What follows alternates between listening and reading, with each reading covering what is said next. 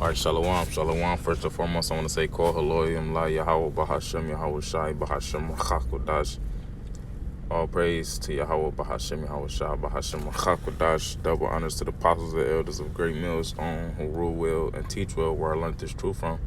Peace, mercy, and blessings to the hopeful elect that believe on this truth in sincerity. It's your brother Yahweh Khan coming through the spirit and power of Yahweh Bahashem Yahweh Shai from the GMS Cleveland branch. Lord willing, this be edifying some quicker through the spirit,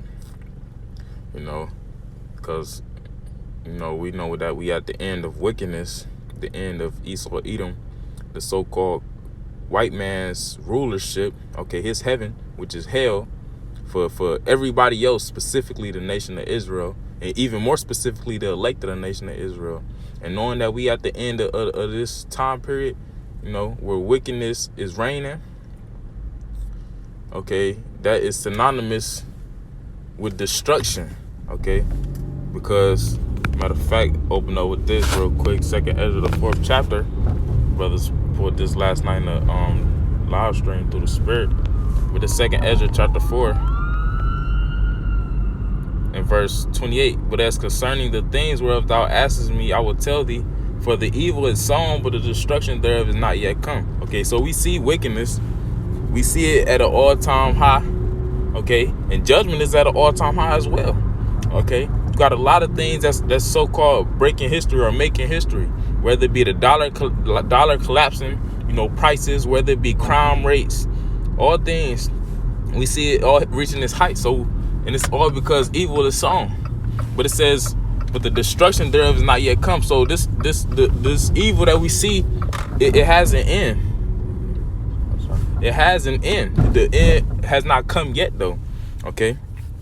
Verse 29. Therefore, that which is sown be not turned upside down. And if the place where the evil is sown pass not away, then cannot it come that is sown with good. Speaking of the true kingdom of heaven, underneath who the world ignorantly calls JC, whose true name is Yahweh Shah, which means he saves or he delivers, because he is coming back to deliver and save the elect of the nation of Israel.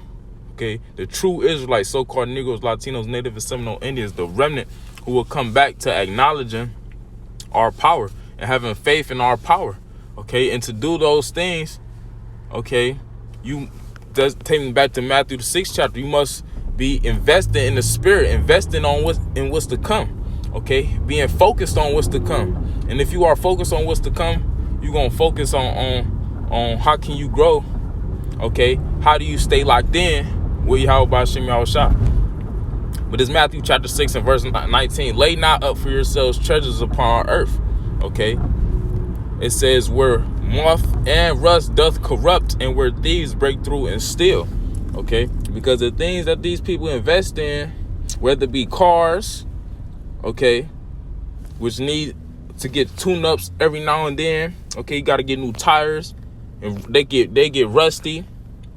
You can get into an accident. That's something people invest in, is their cars. They invest in their clothes. They can shrink, things of that nature. Everything here that these people invest in, it says where moth and rust doth corrupt, and where thieves break through and steal. If it's not something that can necessarily rust, 9 times out of 10 it can be stolen by a thief. You can be robbed for it, and so on and so forth. So these are not the things we're supposed to be invested in. We're supposed to be. These are not the things that we should have our focus on. Now the Lord has blessed more brothers with.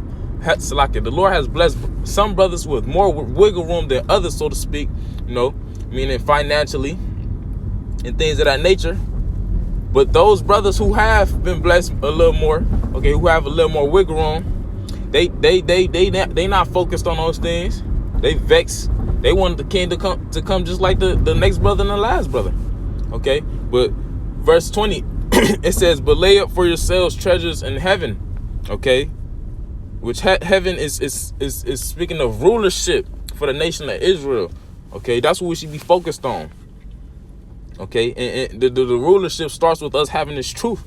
Because the mindset that comes with being in this truth is the same mindset that's going to be in the kingdom of heaven.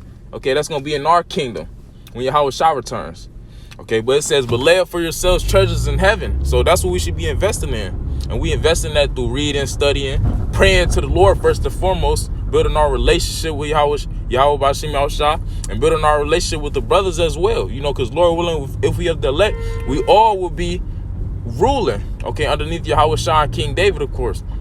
But it says, but lay up for yourselves treasures in heaven, where neither moth nor rust doth corrupt, and where thieves do not break through nor steal. Okay, the things that we are about to inherit is undefiled, it's incorruptible, it's not gonna fade away, as it tell you in 1 Peter the 1st chapter. Okay, and knowing these things, this is what we should be truly invested in, truly focused on.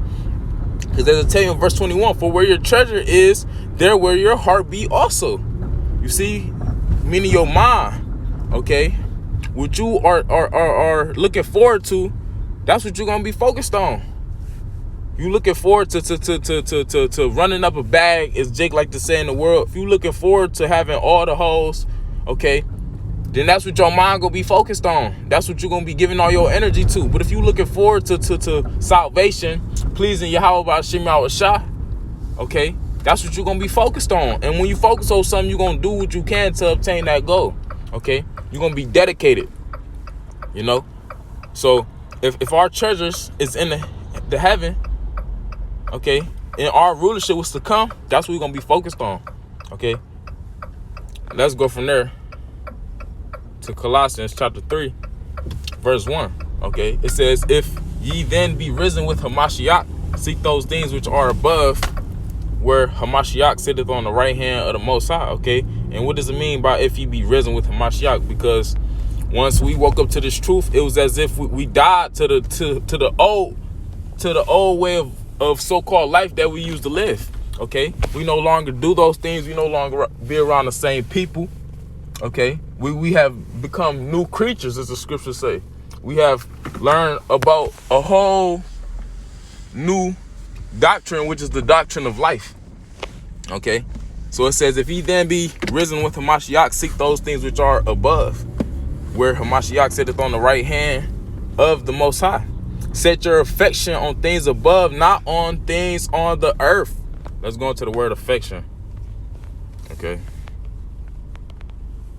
it says, to have understanding, to be wise, to have an opinion of oneself. Here it goes right here. It says, to direct one's mind to a thing, to seek, to strive for. Okay, another word for strive is to fight. We fighting, okay, to stay in the spirit. We fighting to please Yahweh Bashim Yahushua.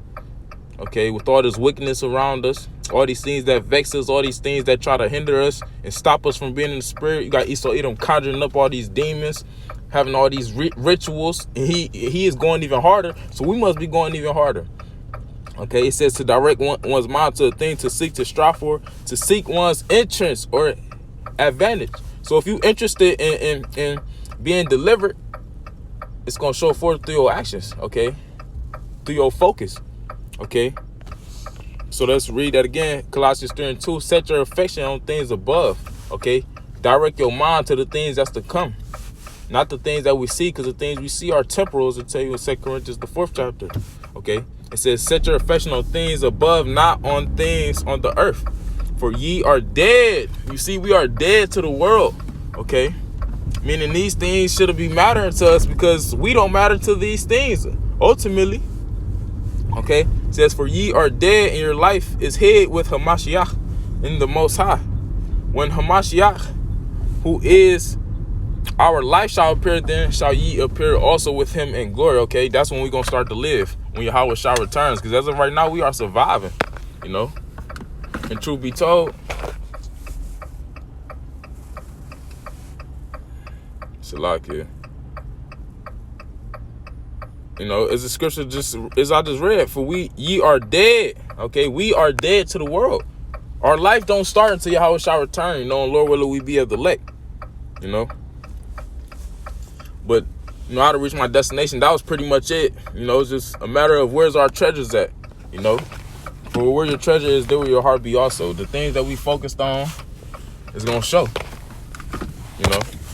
But Lord willing, this is edifying. Closing on and say, Call Elohim la Yahweh Bahashem Yahweh Shah Bahashem Rachak Wadash. Double honors to the apostles and elders of Great Millstone who rule well, teach over. I learned this truth from. Peace, mercy, and blessings to the hopeful elect that believe on this truth and sincerity. Till next time I say Kwame Yasha Allah. Wama Wathla Baboa Shalom. The fuck up, bitch.